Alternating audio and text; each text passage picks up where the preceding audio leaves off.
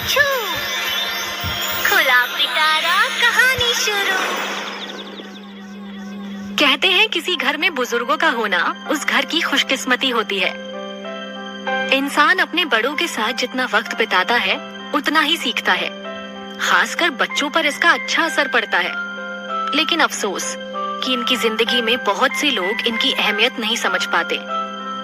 पल पल बदल रही इस दुनिया में किसी के पास वक्त नहीं बचा। वक्त की यही कमी लोगों को अपनों से दूर कर रही है। बड़े तो बड़े 12 साल की अनाया के पास भी वक्त नहीं होता। उसकी दादी को उसके साथ वक्त बिताना बहुत अच्छा लगता है, लेकिन अनाया फोन चलाना और दोस्तों के साथ खेलना ज्यादा पसंद करती है। अब देखते हैं कि वक्त रहते अनाया अपनी दादी की अहमियत समझ पाती है या नहीं। अनाया अपनी मम्मी पापा और दादी के साथ पुणे की एक सोसाइटी में रहती थी। दादाजी के जाने के बाद अनाया के पापा दादी को अपने साथ पुणे ले आए थे। करीब 4 साल हो गए थे उन्हें यहाँ रहते हुए। यहाँ उन्हें कोई दिक्कत नहीं थी। अपनी छोटी सी फैमिली में वो खुश थी। बस कभी कभी उन्हें एक बात को लेकर अफसोस जरूर होता था, जिसके बारे में उन्होंने कभी किसी से नहीं कहा। उन्हें अपनी पोती अनाया से बहुत प्यार था। वो उसके साथ ज्यादा से ज्यादा वक्त बिताना चाहती थी।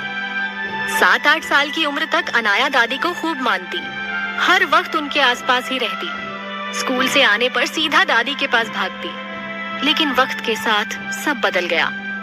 अब अनाया को दादी के साथ वक्त बिताने से ज्यादा जरूरी बाकी के काम लगते थे। वो उनके पास बैठने से बचती रहती थी। दादी को कई बार इस बात का बुरा भी लगता था, लेकिन फिर भी वो अपने और अपनी पोती के बीच के रिश्ते को मजबूत करने की कोशिश में लगी रहती थी। आज की सुबह काफी सुहानी थी। हर रोज की तरह दादी सबसे पहले उठ गई थी। उनकी लकड़ी वाली कुर्सी बालकनी में हमेशा रखी रहती थी, क्योंकि वो हर रोज इसी पर बैठकर सूरज को उगते देखती थी। ये उनकी डेली रूटीन का हिस्सा था। उनका मन होता कि अनाया भी रोज उनके साथ बैठे और सनराइज देखते हुए उनके साथ खूब बातें करे, लेकिन ऐसा बहुत कम बार हो पाता था। आम दिनों में अनाया कहती कि वो अब उन्होंने देखा कि दादी के कमरे की लाइट ऑन है। दादी बेहोश हो गई थी। वो उसी वक्त उन्हें हॉस्पिटल ले गए। डॉक्टर्स ने बताया कि उनकी तबीयत ज्यादा ही खराब है। उन्हें कुछ दिन हॉस्पिटल में ही रहना होगा। ये सुनते ही अनाया को झट से याद आया कि शायद इसी वजह से दादी रात को उसे अपने साथ सोने के लिए कह रही थी। अब अनाया को अफसोस हो रहा था कि उसने दादी की बात क्यों नहीं मानी। अगर वो उनके साथ सोती तो शायद ऐसा ना होता। दादी लगभग हफ्ते भर हॉस्पिटल में एडमिट रही। इस बीच अनाया की नींद जल्दी खुल जाती। उसे बालकनी में दादी की रखी लकड़ी की कुर्सी देख रोना आता। वो जाकर उस कुर्सी पर बैठती और दादी की कमी महसूस करती। रात में सोते हुए भी उसे कई बार ऐसा लगता जैसे दादी उसका नाम पुकार रही हो। इस एक हफ्ते में अनाया को दादी की इम्पोर्टेंस पता चल गई। हॉस्पिटल से लौटने के बाद दादी बहुत कमजोर दिख रही थी। उन्हें देखते ही अनाया ने उन्हें गले लगा लिया। दादी को ये बहुत अच्छा लगा। उस दिन के बाद से अनाया उनका पूरा ख्याल रखने लगी। उनके खाने से लेकर उनकी दवाई तक की जिम्मेदारी अनाया ने अपने ऊपर ले ली। अब वो उनके साथ बैठती, खूब बातें करती। जब दादी हॉस्पिटल में थी तब अनाया को महसूस हुआ कि उनके होने पर वो उनका बिल्कुल ध्यान नहीं रखती थी, लेकिन उनके ना होने पर उनकी कमी बहुत महसूस होती है।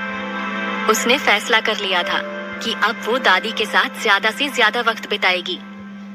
लगभग 1 महीने बाद दादी पहले की तरह फिट हो गई थी। उनका पुराना रूटीन फिर से शुरू हो गया। आज भी वो बालकनी में बैठी सनराइज देख रही थी। तभी उन्होंने अजीब सी आवाज सुनी। जब उन्होंने पलट कर देखा तो वहाँ अनाया थी, जो उनके कमरे की दूसरी कुर्सी को खिसका कर बालकनी में ला रही थी। उसने अपनी कुर्सी दादी की लकड़ी वाली कुर्सी के बगल में लगा दी और उनके हाथ पर अपना हाथ रखते हुए बोली, दादी एक अच्छी सी कहानी सुनाओ ना। दादी ने बहुत टाइम बाद अनाया के मुंह से ये बात सुनी थी। इतना सुनते ही वो खुश हो गई। उन्होंने कहानी सुनाना शुरू किया। वो कहानी सुनाती रही और अनाया उन्हें कुर्सी पर बैठे देखती रही। उसने मन ही मन कहा, आपको नहीं पता दादी, आपके बिना ये खाली कुर्सी कितना रुलाती है।